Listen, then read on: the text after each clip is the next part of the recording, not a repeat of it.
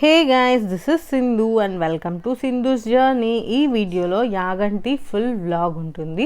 యాగంటికి మీరు ఎలా వెళ్ళాలి, యాగంటి ఆలయ చరిత్ర ఏంటి, యాగంటిలో చూడాల్సిన ప్లేసెస్ ఏంటి అండ్ నా యాగంటి ఎక్స్పీరియన్స్ని బేస్ చేసుకుని నేను మీకు కొన్ని టిప్స్ ఇస్తాను అనమాట. సో ఈ వీడియో లాస్ట్ వరకు చూడండి. Without any further delay let's get in to the video. మీరు నా లాస్ట్ వీడియో చూసినట్టయితే మహానంది ట్రిప్ చూసుంటారు. మీరు ఆ వీడియో మిస్ అయి ఉంటే నేను ఇక్కడ ఐ కార్డ్స్లో డెఫినెట్గా చూడండి. మహానంది ఫుల్ వ్లాగ్ ఉంది ఆ వీడియోలో. అండ్ ఈ వీడియో ఆ రోజే షూట్ చేశాను అనమాట. మేము యాగంటికి కూడా ఆ రోజే వెళ్ళాము. మహానందికి వెళ్ళి అక్కడ నుంచి యాగంటి ఓన్లీ 60 కిలోమీటర్స్ అని చూసి అప్పటికప్పుడు అన్ప్లాన్డ్గా బయలుదేరి యాగంటికి వెళ్తున్నాం అనమాట. మీరు కనుక యాగంటికి చేరుకోవాలంటే ఫస్ట్ బన్గానపల్లికి రీచ్ అవ్వాలి. బన్గానపల్లి నుంచి యాగంటికి ఓన్లీ 14 కిలోమీటర్స్ జర్నీ అనమాట. బన్గానపల్లి నుంచి యాగంటికి స్పెసిఫిక్గా బస్సెస్ ఏమి ఉండవు, ఆటోస్ తీసుకుని వెళ్ళాలి. మీరు ఒకవేళ ఓన్ వెహికల్లో ఉంటే ఇంకా మీకు ఎటువంటి ప్రాబ్లము ఉండదు. మీరు ఏమైనా విజయవాడ, హైదరాబాద్ అలాంటి సిటీస్ నుంచి వచ్చేటట్లయితే ఫస్ట్ నంద్యాలకు చేరుకోండి.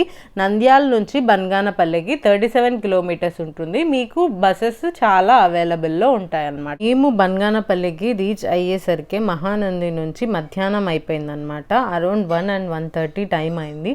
ఇంకా మేము యాగంటి రూట్లోనే లంచ్ చేద్దామని ఆగామన్నమాట. యాగంటి బస్ స్టాండ్ ఎదురుగా ఈ హోటల్లోనే మేము లంచ్ చేసింది. మా పల్లె రుచులు అని చెప్పేసి ఒక హోటల్ ఉంది. అక్కడ ఇంకా చాలా హోటల్స్ ఉన్నాయి, మీ ఫ్రెండ్స్ని బట్టి చూసుకోవచ్చు. ఇక్కడ ఐ లవ్ యాగంటి అని బోర్డు కూడా ఉంది. ఇది పెద్ద హోటల్ ఏం కాదు, చిన్న హోటలే. మెనూ ఇచ్చాడు, అన్నీ చూసి అవన్నీ ఆర్డర్ చేయడం ఎందుకని చెప్పేసి మీల్స్ చెప్పాము. అది కూడా అసలు ఏమీ బాగాలేదు. ఇంకా అమ్మ, మా ఆయన వాళ్ళు తింటున్నారనమాట. నేను పాపని పట్టుకొని ఉన్నాను. ఇంకా తర్వాత నేను స్టార్ట్ చేసి త్వరగా తినేసాము. అప్పుడు లంచ్ టైంలో టెంపుల్ కూడా క్లోజ్లో ఉంటుందంట 1 to 3 దాకా. సో మేము ఇంకా లంచ్ చేసేసి 3కి మళ్ళీ బ్యాక్ టు యాగంటి బయలుదేరిపోయామన్నమాట. బనగానపల్లి నుంచి యాగంటికి వెళ్ళే దారిలో ఇలా పెద్ద సాయిబాబా విగ్రహం ఉందన్నమాట. అండ్ అక్కడ సాయిబాబా టెంపుల్ కూడా ఉంది. మీకు వీలైతే తప్పకుండా విజిట్ చేయండి, చాలా ప్రశాంతంగా ఉంది అక్కడ. అండ్ ఇది బనగానపల్లి కోట. మనకి అరుంధతి సినిమాలో చూస్తాం కదా మనం ఈ కోట, ఇదే కోట అది. మనం అక్కడికి వెళ్ళాలంటే వాళ్ళు ఏదో కొంచెం 10-15 ఛార్జ్ చేసి లోపలికి వెళ్ళచ్చు. వెళ్ళి మనం లోపలంతా కూడా చూడొచ్చు. మీకు టైం ఉంటే విజిట్ చేయండి. మేమైతే విజిట్ చేయలేదు. ఇంకా అక్కడ ఒక చిన్న పాతపాడు అనే ఊరు వస్తుంది. ఆ ఊరు నుంచి ఇలా ఆర్చ్ ఒకటి ఉంటుందన్నమాట. ఆ ఆర్చ్ లోపలికి పోతే ఇంకా మనం యాగంటి రీచ్ అవ్వచ్చు అనమాట. మేమైతే ఈ ట్రిప్కి ఫిబ్రవరిలో వచ్చామన్నమాట. అయినా కూడా అసలు టెంపరేచర్స్ ఎలా ఉన్నాయంటే 37-38 degrees అట్లున్నాయి అక్కడ. మీరు వెళ్ళేటప్పుడు వింటర్స్లో ప్లాన్ చేసుకోండి బెటర్. అండ్ ఇంకా మనం యాగంటికి దగ్గరికి వెళ్ళే కొద్దీ ఇలా మైనింగ్, కొండలు అన్నీ కనిపిస్తూ ఉంటాయి అన్నమాట. ఇంకా మనం టెంపుల్కి రీచ్ అయిపోయామన్నమాట. టెంపుల్ ముందర ఇలా చాలా షాప్స్ ఉంటాయి. అక్కడ మనకి ఈటరీస్ ఉంటాయి, బొమ్మలు ఉంటాయి అండ్ దేవుడికి సంబంధించిన సామాన్లు ఉంటాయి. ఏమైనా కొనుక్కునే వాళ్ళకి ఇంట్లో పూజా సామాగ్రికి సంబంధించిన సామాన్లన్నీ ఉంటాయన్నమాట. కానీ మీరు యాగంటిలో గుర్తుపెట్టుకోవాల్సింది ఒకటే, మీకు అక్కడ సిగ్నల్స్ రావు. మీరు ఏమైనా పర్చేస్ చేసి అమౌంట్ ఫోన్పేలో వాటిలో పే చేయాలన్నా కూడా మీకు సిగ్నల్స్ అందవన్నమాట. సో మీరు బెటర్ క్యాష్ క్యారీ చేయండి యాగంటికి అయితే. ఇది మాత్రం డెఫినెట్గా మర్చిపోదు, లేకుంటే మీరు అక్కడ ఏమీ పర్చేస్ చేయలేరు. ఇక మేము మా కారు పార్కింగ్లో పెట్టేసి దర్శనానికి బయలుదేరిపోతున్నాం అన్నమాట. మేము ఈ టెంపుల్కి శివరాత్రికి కొంచెం ముందు వెళ్ళినామన్నమాట. సో అక్కడ వాళ్ళు ఏవో డెకరేషన్స్ చేస్తూ ఉన్నారు. మీకు యాగంటిలో తాగడానికి కూల్ RO వాటర్ అయితే దొరుకుతాయి. అండ్ మీరు స్లిప్పర్స్ గుడి ముందు దాకా వేసుకోవచ్చు, అక్కడ వదలచ్చు అనమాట. అది కూడా మీకు పెయిడ్ ఉంటుంది. అండ్ ఇక్కడ విశ్రాంతి తీసుకోవడానికి చాలా చెట్లు అయితే ఉంటాయి. ఇప్పుడు స్క్రీన్ మీద చూస్తున్నారు కదా, ఇదే మనకి మెయిన్ టెంపుల్ అనమాట, మెయిన్ ఎంట్రన్స్. ఇక్కడ ముందర కొన్ని స్టెప్స్ కనిపిస్తున్నాయి కదా, ఆ స్టెప్స్ ఎక్కేసి వెళ్తే మనం గుడిలోకి వెళ్ళిపోవచ్చు అనమాట. ఈ స్టెప్స్ ఎక్కేసి వెళ్తే మనకి ఫస్ట్ కోనేరు వస్తుందన్నమాట. చుట్టూ కొండల మధ్యలో నంది నోట్లో నుంచి నీళ్లు పడుతూ 4 సైడ్స్ క్లోజ్డ్గా ఈ కోనేరు అయితే చూడ్డానికి చాలా అద్భుతంగా ఉంటుంది. ఈ కోనేరులో వాటర్ ఒకప్పుడు చాలా క్లియర్గా ఉండేవంట. ఇప్పుడైతే అవి పాచి పట్టేశాయి. వాళ్ళు క్లీన్ కూడా ఏం చేయలేదు. ముందైతే భక్తులు ఏం చేస్తున్నారంటే స్నానం చేసేసి ఈ కోనేరులో అండ్ దెన్ దర్శనానికి వెళ్తున్నారు. ఈ కోనేరులో వాటర్ చాలా స్వీట్గా ఉంటాయంట. అండ్ ఈ వాటర్కి చాలా ఔషధ గుణాలు కూడా ఉన్నాయంట. మీరు లేడీస్ వెళ్ళేటప్పుడు మీరు 1 pair ఆఫ్ క్లాత్స్ సెపరేట్గా తీసుకొని వెళ్ళొచ్చు. అక్కడ లేడీస్కి క్లాత్స్ చేంజ్ చేసుకోవడానికి కూడా ఉంది.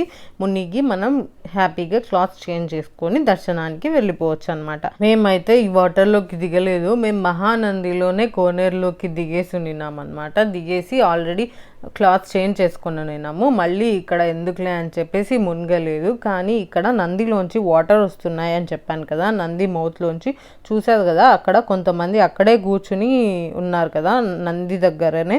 అక్కడి నుంచి మేము కొన్ని వాటర్ తీసుకునేసి అవి మా నెత్తినైతే చల్లేసుకున్నాం అనమాట.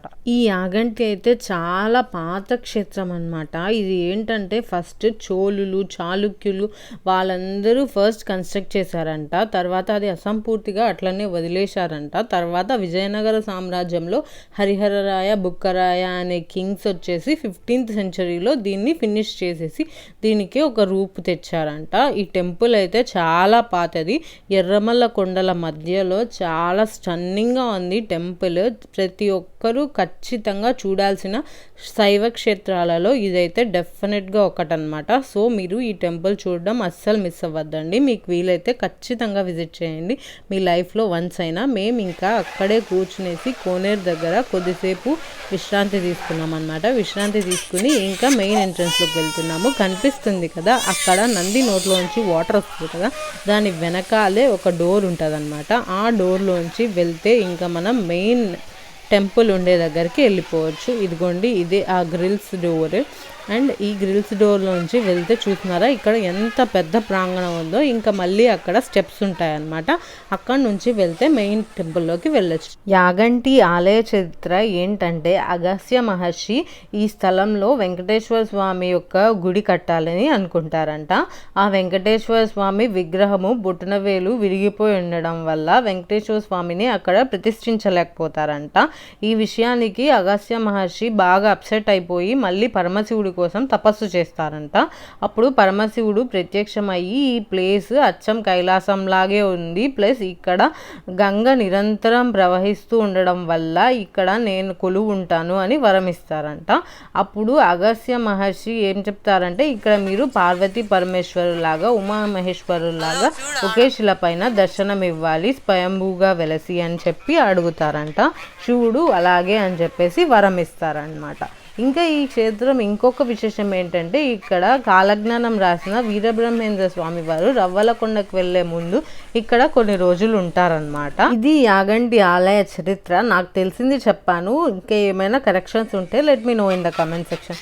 ఈ గుహ చూసారు కదా, వెంకటేశ్వర స్వామి ఉండే విగ్రహం ఉండే గృహ. మీరు చాలా సినిమాల్లో చూసుంటారు ఈ గృహానైతే.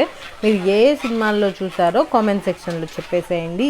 ఇంకా ఈ ద్వారం దాటి వెళ్తే ఇదే మెయిన్ టెంపుల్ అనమాట.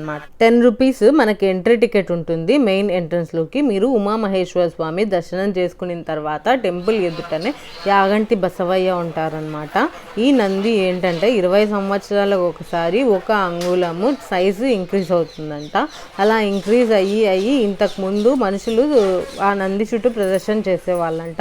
ఇప్పుడు ఆ నంది చాలా పెరిగిపోయింది. అలా పెరిగిపోవడం వల్ల ఒక పిల్లర్ని కూడా అక్కడ టెంపుల్ వాళ్ళు రిమూవ్ చేసేసారు. మీరు వీరబ్రహ్మేంద్ర స్వామి కాలజ్ఞానం చూస్తే తెలుస్తుంది. మీకు కలియుగ అంతం అయ్యేటప్పుడు ఈ నంది లేచి రంకె వేస్తుంది అని చెప్పారు స్వామివారు. అందులో ఈ నంది చాలా ఫేమస్ అనమాట. అక్కడ ఫొటోస్ కూడా తీస్తున్నారు, మీరు అసలు మిస్ అవ్వద్దు. ఇంకా అక్కడ చిన్న చిన్న టెంపుల్స్ కొన్ని ఉంటాయన్నమాట. ఆ టెంపుల్స్ అయిపోయిన తర్వాత ఇదే అనమాట అగస్త్య పుష్కరిణి. అగస్త్యుడు తపస్సు చేసేటప్పుడు ఈ పుష్కరిణిలో స్నానం చేశారంట. ఆ వాటర్ అయితే చాలా క్లియర్గా ఉన్నాయి. ఆ వాటర్ ఎక్కడి నుంచి వస్తుందో కూడా ఎవ్వరికీ తెలియదు. ఆ వాటర్ చాలా ఔషధ గుణాలు ఉండే వాటర్ అనమాట. మెయిన్ పుష్కరిణి చూస్తారు కదా, అక్కడికి కూడా వాటర్ ఈ పుష్కరిణిలోంచి నంది నోట్లోంచి వస్తున్నాయన్నమాట. ఇంకా ఈ బ్రిడ్జ్ మీద నుంచి వెళ్తే మనం వెంకటేశ్వర గృహలోకి వెళ్తామన్నమాట. ఈ బ్రిడ్జ్ మీద నడుచుకుంటూ వెళ్తే ఇక్కడ చాలా సినిమాస్ అయితే షూటింగ్ జరిగింది. ఆల్రెడీ చెప్పాను కదా, రీసెంట్గా పుష్ప 2లో కూడా ఈ విజువల్ ఉంటుంది. ఇక్కడ నుంచి చూస్తే ఈ ఎర్రమల్ల కొండల మధ్యలో ఇవి న్యాచురల్గా ఫామ్ అయినటువంటి గృహాలంట. ఎంత బ్యూటిఫుల్గా ఉన్నాయో. ఆ స్టెప్స్ అయితే చాలా స్టీప్గా ఉన్నాయి, ఎక్కడం అయితే చాలా కష్టము. మీరు కంఫర్టబుల్ క్లాత్స్ వేసుకొని రండి. అండ్ సమ్మర్లో కూడా ఈ ప్లేస్ అవాయిడ్ చేస్తే బెటర్. సమ్మర్లో ఇవన్నీ చెప్పులు లేకుండా నడవాలంటే కాళ్ళు కాలిపోతూ ఉంటాయి. నాకైతే ఇది పట్టుకొని ఎక్కినా కూడా నాకైతే కాళ్ళలో వణుకులు వచ్చేసాయి అనమాట. ఎక్కకుండా కొద్దిసేపు అయితే కూర్చుండిపోయాను. ఈ కేవ్లోకి వెళ్తే మనకి ఏముంటుందంటే వెంకటేశ్వర స్వామి, అగస్త్యుడు ఫస్ట్ వెంకటేశ్వర స్వామి విగ్రహాన్ని ప్రతిష్ఠించాలా అనుకున్నారు కదా ఈ క్షేత్రంలో. అప్పుడు కుడికాలి బొటనవేలు డ్యామేజ్ అయిందని చెప్పాను కదా, ఆ డ్యామేజ్ అయిన మూర్తిని ఇక్కడ ప్రతిష్ఠింపజేశారనమాట.